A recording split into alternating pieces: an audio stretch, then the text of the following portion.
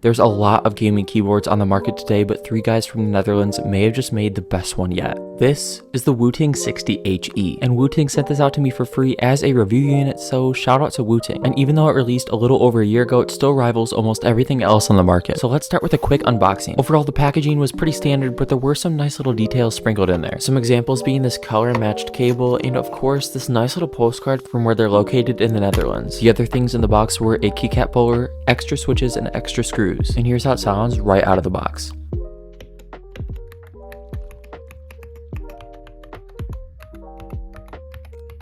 Could definitely be better, so I think it's time to lube these switches. After taking off the keycaps, I gotta remove the steel switch plate from the PCBA. After carefully taking this out, I'm left with the main board. And this is my first time taking apart a keyboard, so I'm a little nervous. Just gotta remove these screws, and officially, the switch plate is free. But we gotta put you there for safekeeping. Then just take off the foam and start removing these keycaps. Now, as much as I like this keyboard, I would love to see Wooting make a 75% variant. I really miss my arrow and function keys, but I'm getting off topic. First, I'm gonna remove the stabilizers. These are pretty easy to remove. Just take off the required switch, lift up on the flaps, and your stabilizer's out. But first, let me get the rest of these out. Now, I gotta thank Wooting again, as they hooked me up with their switch taker aparter.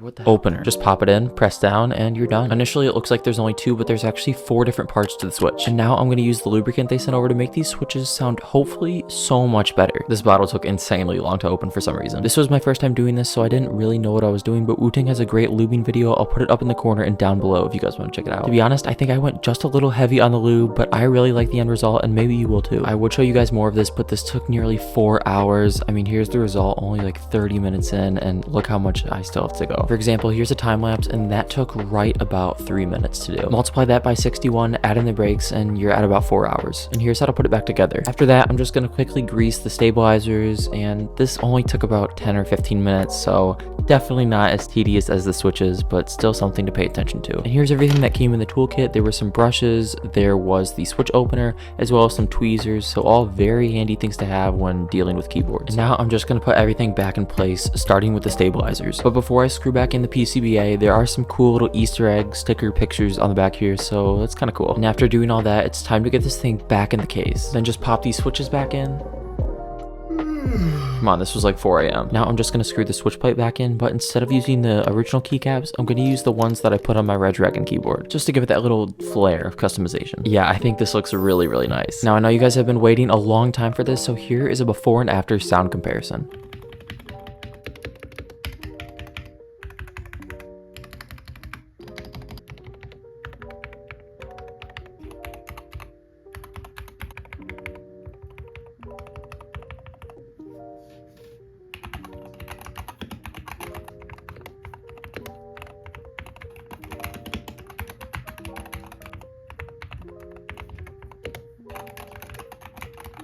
What really shines about this keyboard is the customization aspect. The software is available for both Windows and Mac, but there's also a web version, which was really nice to see. And overall, I really like the software as it's simple and easy to follow. You can make different presets, and as you can see, I've already made a few, but I'm definitely going to make more in the future. There's also quite a few different RGB effects, and you can customize those to your liking as well. Something else I noticed was how accurate the colors were, especially some shades of orange, which cheaper keyboards have a hard time producing. Some of the effects also showcase the analog switches. As you can see here, the more pressure I put on this key, the more light is shown. Now, there's a few other effects that are pretty similar to this, and there's not actually a ton of effects in the software, but the fact that you can create your own kind of solidifies the fact that there doesn't need to be. Moving away from lighting though, things get really exciting. First is your actuation point, which you can set all the way to 0.1 millimeters, meaning something's going to happen the second you press the key. Rapid trigger resets the switch the second you let off it, giving you a huge advantage in game. And tachyon mode basically turns off your RGB to give you just a little bit more response time. While those are the main settings, you've also got remap, advanced keys, gamepad mapping, and gamepad response. Overall, this keyboard is a really complete package, and Wooting have done a fantastic job. However, as always, there are some things I do have to talk about. To begin with, the build quality was good, but it could have been better for the price. If you don't like that plastic case, Wooting sells an aluminum one for the low price of $120. I guess it's actually pretty competitive. And yes, it's wired, which isn't really a problem for me, but one thing that is the size. I love the way this feels, I love the way it looks, but I think I might have to stick with my Red Dragon just because of the extra keys. So Wooting, just maybe consider selling a 75% keyboard. At its core, core, this keyboard is made for gamers, so maybe look elsewhere if you just want a really nice custom keyboard. With that being said, apologies, this video was meant to go out way sooner, but there were some unfortunate roadblocks, and of course everything will be linked down in the description. With that being said, if you guys enjoyed, please drop me a like, maybe even subscribe to the channel, and comment down below, give me some feedback on what you guys want to see next, what you guys like, what you guys didn't like, and I will see you guys in the next one.